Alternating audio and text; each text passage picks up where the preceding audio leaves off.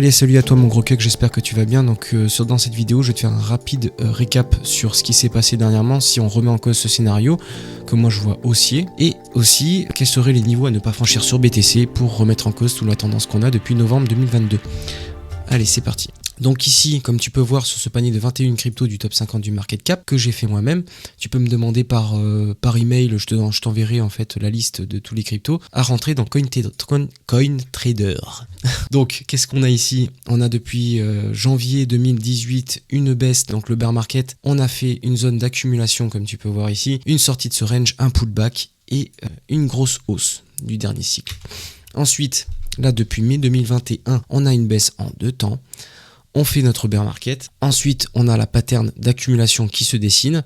Comme tu peux voir, ici, on a un break par de la trendline.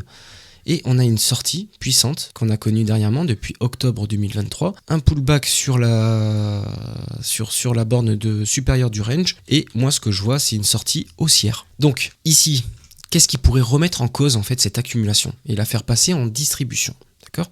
Donc si ça c'est pas une accumulation, c'est une distribution. Ok, c'est important de distinguer les deux. Parce que si on break, si on réintègre ce range, c'est pas pour aller cueillir des pâquerettes. C'est pas pour revenir ici tranquillement et repartir après. Non, pour moi c'est clairement en fait, on vient ici, on fait en quelque sorte une récession. Ça correspond au timing de récession macroéconomique que je t'avais déjà montré, il me semble. Et c'est pour aller plus bas. D'accord. Donc ici, quels seraient les niveaux à surtout pas franchir? Donc je vais te le montrer déjà dans le précédent bear market, enfin précédent cycle bull market.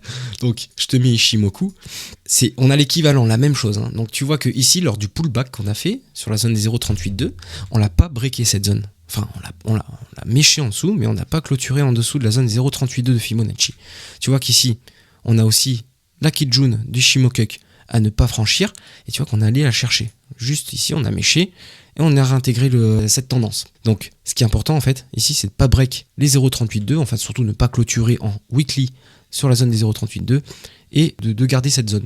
Voilà, c'est ça qu'il faut maintenir. Et ici, qu'est-ce qu'on a? On fait exactement ça. Tu vois que la baisse qu'on a connue, en fait, c'est pour te faire peur. Voilà, pour te faire peur. Et je pense que ça marche. Donc, si tu regardes pas ce genre de graphique, et ben du coup, c'est un peu compliqué. Voilà, ça va être un petit peu compliqué. Donc, tant qu'on ne clôture pas en dessous des 0,38,2 de Fibonacci, ou sinon, encore mieux, qu'on ne clôture pas en dessous de ces niveaux, donc des 2,2 milliards de market cap, donc qui correspondent à la Kijun Nishimoku, eh bien ce plan en fait est toujours d'actualité. Voilà, donc c'est toujours de l'accumulation, c'est pas de la distribution. Ce qui est important. Donc ici, cette hausse est toujours d'actualité. Ensuite, je voulais te montrer les niveaux à ne pas franchir selon moi, et je vais t'expliquer rapidement en fait à quoi correspondent ces niveaux. Donc cette tendance, voilà, c'est une tendance haussière, et les niveaux à ne pas franchir seraient des 38 000 à 36 000. À partir de ces niveaux-là, ça commence à devenir assez sensible. Donc il y a une zone de confluence d'indicateurs que j'utilise. Voilà, moi j'utilise plutôt les zones de confluence entre Ishimoku, Fibonacci, les volumes profile, les canaux en logarithmique. Je te montrerai en fait tout ça dans une prochaine vidéo, et je te montrerai comment moi je fais pour établir des zones de retournement de tendance. Donc si jamais on clôture ici, on baisse, donc là en fait c'est que du vent, d'accord? Tous ceux qui te font plein de vidéos, des trucs à la con, en te disant oui alors du coup moi j'achète là, je fais ci, je fais ça, enfin ça sert à rien, c'est que du vent, il se passe rien en fait. Ici il se passe rien. Donc comme tu peux voir, on a été rejeté par la zone des 0,618 ici de Fibonacci, plus on a eu la nouvelle de l'ETF spot. Donc la dernière fois, je suis désolé, je me suis trompé, en fait je t'ai parlé du listing de l'ETF. Donc je savais pas en fait qu'il a été listé en même temps qu'il a été approuvé. Voilà. Donc je pensais qu'il serait listé plus tard. Donc non, pas du tout. Enfin bref, ici on allait faire une petite prise de liquidité, comme tu peux voir, donc on s'est fait rejeter. Pour moi en fait la tendance n'est absolument pas remise en cause. Donc on attend de voir un peu le développement de tout ça, je te tiendrai au courant de toute façon. Rapidement, en fait, si on a franchement cette zone, moi, en tout cas personnellement, j'attendrai en fait un rebond technique qui se produirait.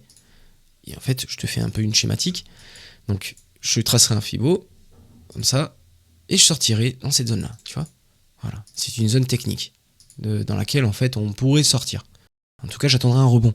Je m'en fous en fait de vendre dans des baisses. C'est pas comme ça qu'on fait. Enfin bref, du coup, je pense que j'en ai fini. J'ai dit à peu près ce qu'il y avait à dire. Donc pour l'instant, il n'y a pas d'inquiétude à avoir. C'est juste pour faire du bruit. Je vois que sur les réseaux, ça parle, machin. Bon, il n'y a pas de quoi s'inquiéter. En tout cas, pas pour ma part. Allez, bon, je te laisse. Ciao.